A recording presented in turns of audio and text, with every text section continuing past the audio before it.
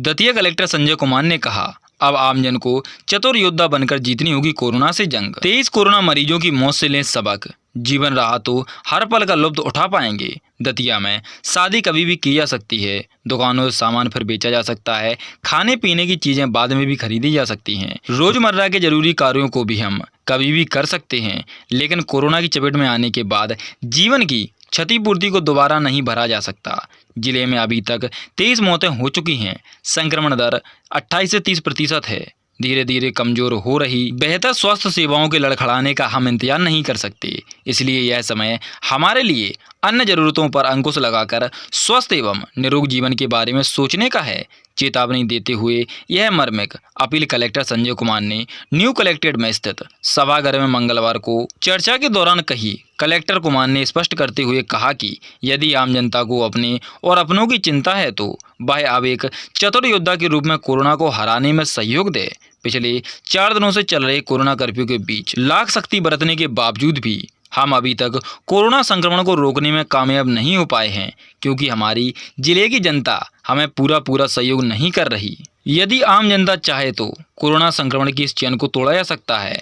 आपकी जागरूकता आपके अपनों को बचा सकती है। कलेक्टर ने स्पष्ट करते हुए आम जनता को संबोधित करते हुए कहा कि हालात लगातार हाथों से निकलते जा रहे हैं।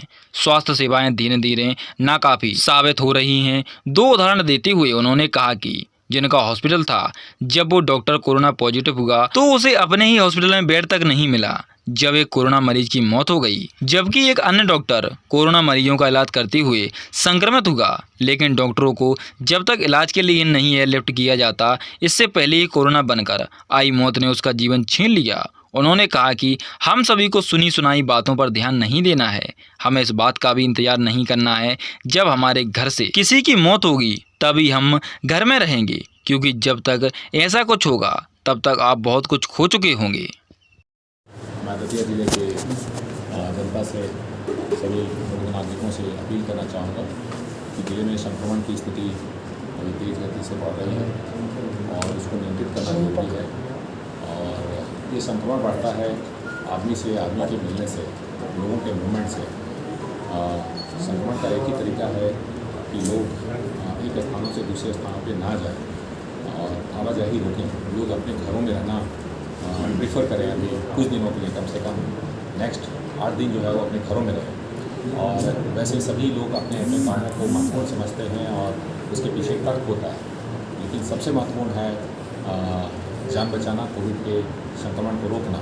और इसको समझते हुए अपने तमाम महत्वपूर्ण कामों को भी टाल दें और फिलहाल अपने घरों में रहें। केवल स्वास्थ्य कारणों से अगर इलाज करना है या दवाई लेना है तो निश्चित तौर से उनको जाना होगा। तो ऐसे बहुत ज़रूरी कामों से निकलें, शेष काम टाल दें और अपने घरों में ही रहें।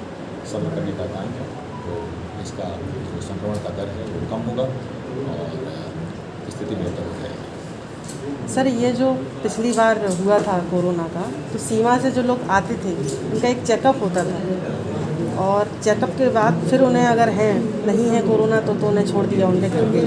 अब ऐसा नहीं है सर, सीमा से जो लोग आते हैं डायरेक्ट एंट्री कर लेते हैं दतिया में, तो उससे भी सर फर्क पड़ता है। तो इसके लिए क्या व्यवस्थाएं करेंगे सर? सीमा पे अभी चेक पोस्ट लगाया है 4 जगहों पे, लेकिन जैसा आप जानते हैं कि दतिया का सिचुएशन ऐसा है कि सीमाएँ कई जगहों से मतलब आने जाने का रास्ता तो अनगिनत है। तो ये कुछ जो हाईवेज़ हैं जहाँ से 4 व्हील ज़्यादा मूव करता है, जहाँ से ज़िले से बाहर के लोग आने की संभावना, नागपुर या फिर महाराष्ट्र से आने वाले लोग हैं, उन पर नज़र है।